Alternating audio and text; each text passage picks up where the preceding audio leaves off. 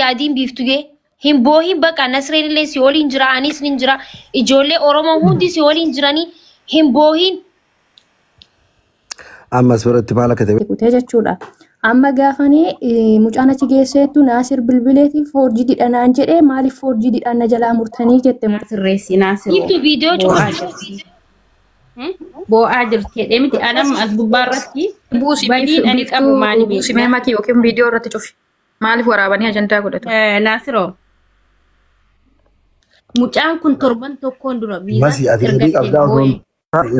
badii qabdaa osoo hin taane namni ati waliin hojjettuu fi namni viizaa ati baasistee sunii fi si gidduu walii galtee jiru simaaf rabbitu wal beekaami waan irratti wal dhabdan maaliif akka kaansel godhe siifisatu wal beeka anuu gaafadhee naa erge anuu ediit godhaa fi anuu waan jiru hin sirreessaa fi defanti isii kana orjinaaluma isii kana bichaa naa ergaa jennaan waan jiru masii waliin dubbannaa naan jedhe kana caalee ammoo dhiibee deemee awwaa jechuun hin danda'u maaliif anjaarsummaan ergattan waan ta'eef sii galee ammallee taanaan atillee waan dandeettu yaalte hin taaneemi wanta kana maallaqumatti xumura karaa gabaabaa maakiillee namni qarqaaru barbaadan gurreellee as jira ramadaanillee as jira maallaqumatu fura waan ta'eef mucattii bakka isiin jiraattu godhaa fi an gama kiyyaan ila waan wanta kittiin gama kiyyaan ammaa booda wanta kittiin barnootni guddaan asirraa argadhee jiraate masi wama harka ilma namaatiin ta'u kamuu namni fedhe waan akkanaa godhe jedhee waadaa akka galu taate qabaa miti isa kan akkasitti dhiisna kan ishee kana kaansil ta'ee jennee dhiisnayyuu ani garuu dabarsee Naasir mucaan kun haadhan qabdu namicha kana faana gwaddeenyaadha jettee an miidiyaa irratti baasuu hin barbaadu maallaqa yoo xiqqaate maallaqa Itoophiyaa maallaqa 700 ol irraa qaba deemiit itti naa haasa'ii mucattiin kun kuma 700 maal gochuutti kennite madde mositti manne Naasir maal gochuu bidu kuma 700 ol kennite lammaffaa viizaa biiftuu baasuuf kuma 700 maal ta'u waa'ee viizaa biiftuu miti waa hunda sitti mee jira argee jira raasaa jiru waa'ee viizaa biiftuu waan ta'e waan biraa nama sagalee hin qabne hedduutu akkana ta'e jechuudha barammame bar Naasir ugaatii jana jala rabbiin kan jechuudha addunyaa kana dhiisee deema malee haqi koos badee mucattiin kunis haqa dhabdee mimmaan ishee buustee jechuudha yoo dandeessan ugaatii jallee yoo dandeessan biiftuun illee maaliif kaansilii taati ergan ani tikkeetti mureef erga itti ifaajjee maaliif shashaffantanii irra darbuun maa barbaachisa Naasir rakkooti maan dubbanne ati meegista kanaatu homasi hojjaasa homasi shashaffanu miti bar mucaa fi ati sababa wal dhabdanitti miti khabiiftuun amma haftee bar akkasii bar waan takkitti sababa wal dhabdee namicha kana faana wal abbii hin qabnu sii galee mucaa kana an fidee ofiiti ilaale warri maktaba biiroo qabanii makki ofii fidatanii arabatti sadiimmoo hin barbaanne an ofiiti ya fidadhee siidaa mana madaamiin argee fi sana galchuu barbaade sii galtee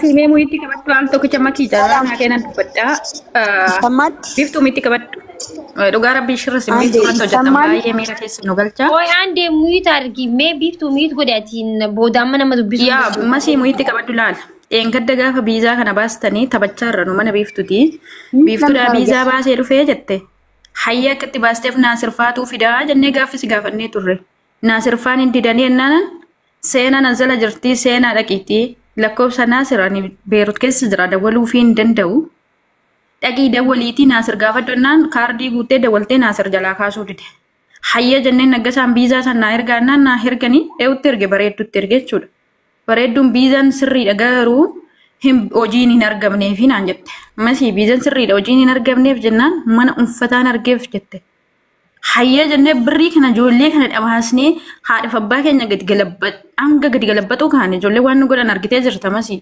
holitti guurree tikkeetti kana kunneef jechuudha odoo takka sin dhibbisin odoo gaaffii tokko sin gaafatin kallee sarree irra deebinee biizaan biiftuu tikkeettiin ishii sirriidhaan hergaa sin hin jennaan irratti hacuuccamtan sila maal ta'eef iyyuu rakkoo waan qabdaniif jechuudha hararree borurree ilaa dhugaa rabbii dhugaan sin gaafata biiftuu immoo hanqin duutti hojjetan jira har'as borus dhugaa rabbii amma yaada furmaataa tokko ollola qabdu ennaan ollola qabdu kiliidha maaliif jettani midhaayyoon hamma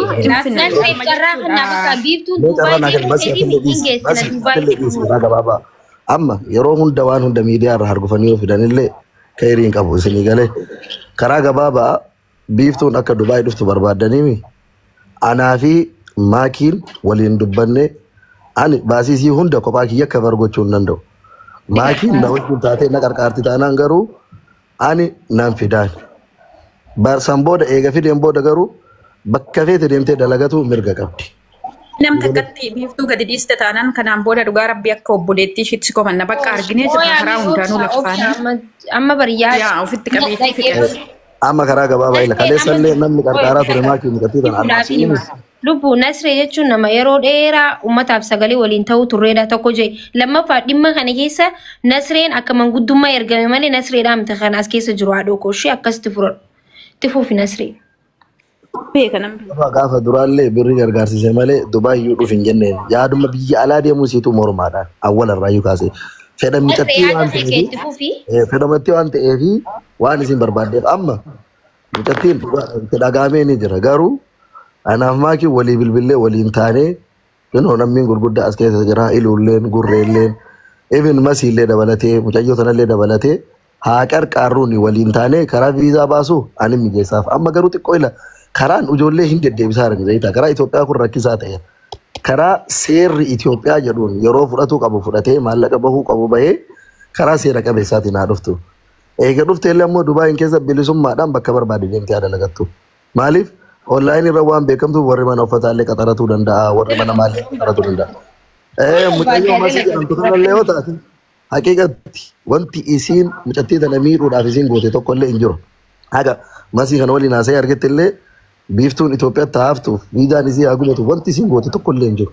Cubbuun qabu. Dubartummaa ofiitii mana Arabaa jirti.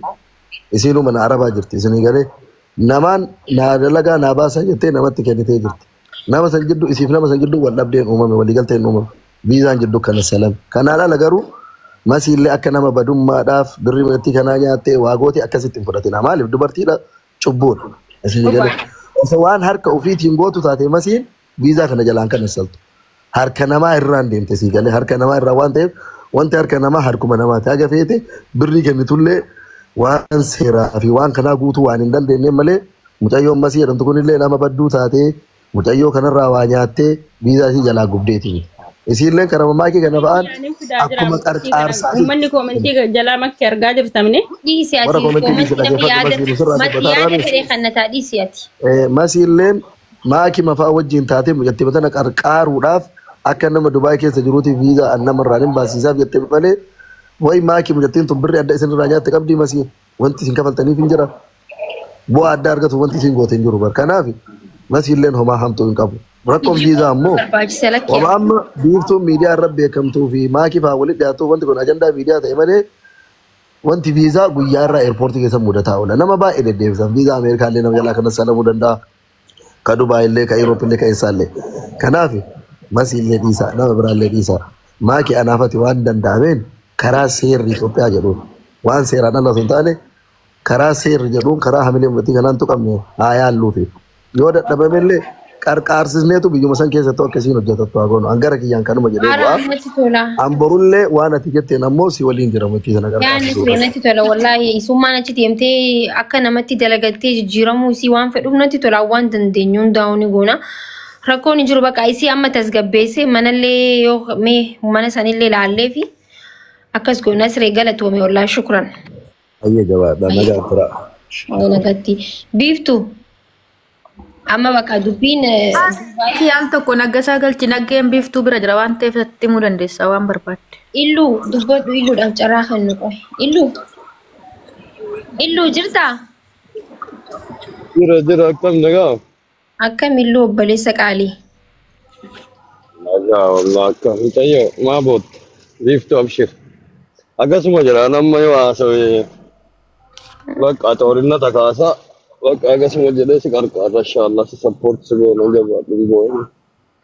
Yaa biiftuu amma mana qaalitti nama kareessitee mana kareessitee jirti? Nani keessa ba'e ishii si jabbar nama biraatiin walii galte. Mee deemi dubbisiiti yoo kareessitee achuma laallaayee deemme. Meeshaa manaas gurgurtaa. Maakii biiftuun miira keessa jirtii naggasaa wajjin haasa'e maaloo bira jira waan ta'e.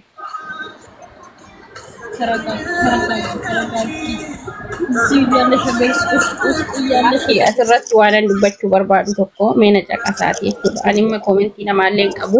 Ani birrii tiyyaan baaseef sumuunii takka kan namaa kanatti darbe hin jiru. garuu immoo jechuudha masii hattuu masii maal keessa isin jalaate ani birrii tiyyayyuu dhabeetiin gad baasee himachuu yookiin miidiyaa irratti himachuu dhabeetiin taa'aa jira jechuudha.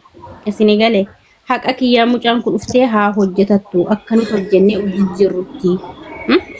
Fedhe malee shira maal isin irratti makki birrii natti laatan qabdu birrii sassaabanii natti laatan qabu. Bakka dhiisne bara dabarree dhiisiree masiyyaat fira dhiisi. Amma micoota asgabbeessina. Biiftu. Akkam jirtu qilleensa jira garuu biiftu haal tokko gadi baheeti rakkoon hin jiru maaki mana na sirreessaa fi sirreessinaaf safaruma tokkotti waan ta'eef kanaaf amma danda'amateetti gargaartu malee rakkoon qabu kanaaf karaa manaa na sirreessaaf ammoo si deemnee jechuudha. Yoo qaalitti mana hin kireessines dhagaati ilaalaa. No lakki manuma biraayyuu ilaalee hin kireessaaf rakkoon qabu manuma bareedaa itoo danda'an kireessinaaf rakkoon hin jiru. Kootariin gargaaraa baata. Akkaawuntii baankii akkaawuntii kan keetii madumee namni asiis gargaaru. Si haa gargaaru titi. Anis gaaganaa waan Duubaayii san irratti wanti waan hojjennu warroonni gargaaru barbaadan gargaaraa. Waliin baasaa fi maakii achi na guddisiitee akka anuuntiin na bira hin jira. Himi afaaniin haa himattu qoy.